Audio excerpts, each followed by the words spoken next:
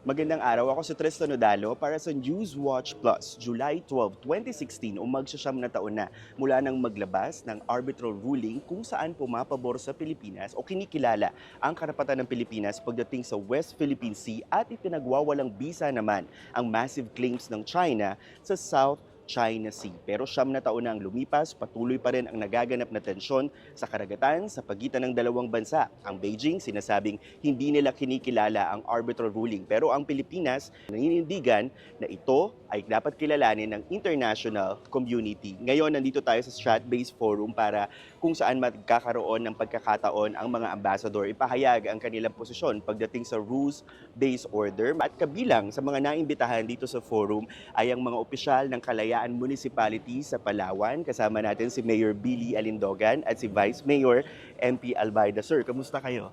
Okay naman po. Okay naman po, sir. Okay. Kamusta, sir? Siguro dahil yung Kalayaan Islands parang laging nasa sentro ng kwento pagdating sa West Philippine Sea. Ano po ang sitwasyon ngayon doon sa lugar, sir? May mga na-encounter pa rin po bang challenges sa China? Sa ngayon po, nandun pa rin po yung mga barko ng China. Guys, mga ilan-ilan, marami pa yata sila doon sa isla malapit. Pero itong past months after election, dahil kaupo ko lang rin bilang mayor, wala pa namang na-encounter sa ngayon.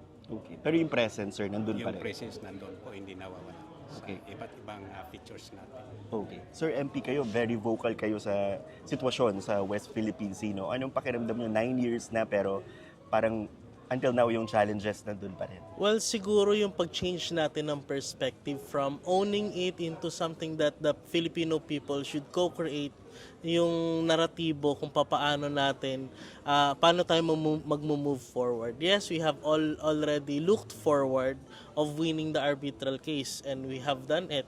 And we already have a move forward.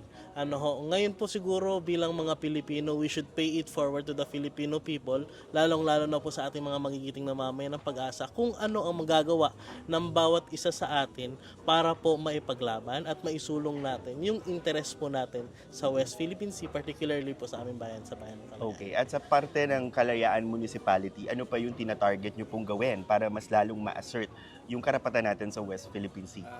Katulad ng mga previous administrations, at least nagpapasalamat din kami right now na natutukan ng national government yung West Philippine Sea na matagal na namin pinapangarap. So nakalatag doon yung mga, hindi lang yung mga big ticket projects sa ating mga identified na mga features na inokupan natin. Ngayon ongoing yung isang features doon para yung Lawak Island. So yung ibang features pinopropose din namin noon pa na ma-develop, malagyan din ng mga sheltered fort at malagyan po namin unti-unti ng community. Hindi man namin mabigla. Malaking pasalamat namin at siguro sa ngayon ay talagang matupad na namin yung mga noon pa namin hinahangad na mangyari sa bayan. Mas ma-develop pa, sir, Yes. yung mga feature.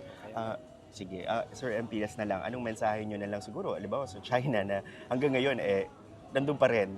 Well, siguro matagal na rin natin itong pinapakiusap at nagsusumamo tayo sa kanila. Nakilalalin na nila.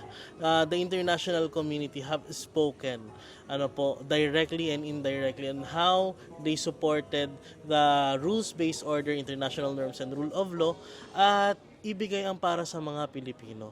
At magpapatuloy tayo sa pagbibigay ng update mula rito sa Strat-Based Forum para sa 9th anniversary ng arbitral ruling. Ako si Tristan Odalo para sa Newswatch Plus.